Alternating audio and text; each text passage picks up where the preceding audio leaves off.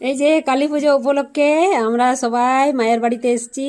আর এই যে আমাদের বাচ্চাগুলো, আর একমাত্র আমার ছেলেটির নেই, আমার টাকলু ছেলেটি নেই এখানে, আর বাকিরা সবাই আছে। এই যে তো গাইস দেখছেন, এত বড় কলা পাতায় আমরা লাঞ্চ করছি এখন। দুপুরে খাবার এত বড় কলা পাতায়। এবার থালা বাসন মাজার কোনো অসুবিধা নেই। ঠিক, গুড আইডিয়া, গুড। এই যে মামিদের কথা ভেবে কথা বলছে, গুড বয়।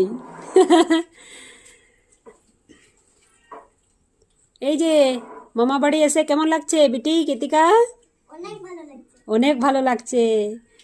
এই যে আর এই কলা পাতা সবাই মিলে এক খাওয়া দাওয়ার ব্যাপার, মানে ইয়েটা কে করেছে, আইডিয়াটা কে করেছে? এই যে সবার সবার বড় ওই দাদাটা, সবার বড় ওদের। দাদা গুড আইডিয়া।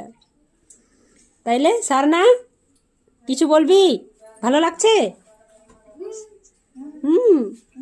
আর এই যে সোনামণি, মুস্কান, খুব ভালো লাগছে। হুম। তাহলে প্রত্যেক দিন, মানে যতদিন আমরা মামা বাড়িতে আছি সবাই, হ্যাঁ তাহলে সুবিধা হবে। ঠিক আছে, মাদের কথা ভেবে এই যে মেয়েগুলো খেতে বসে পড়েছে। আর এই আইডিয়াটা ওই তো ওর দাদার, সব থেকে বড় দাদার। আর আমার টাকলু ছেলে নেই, কারণ খাওয়া দাওয়া হয়েছে ওর আগে।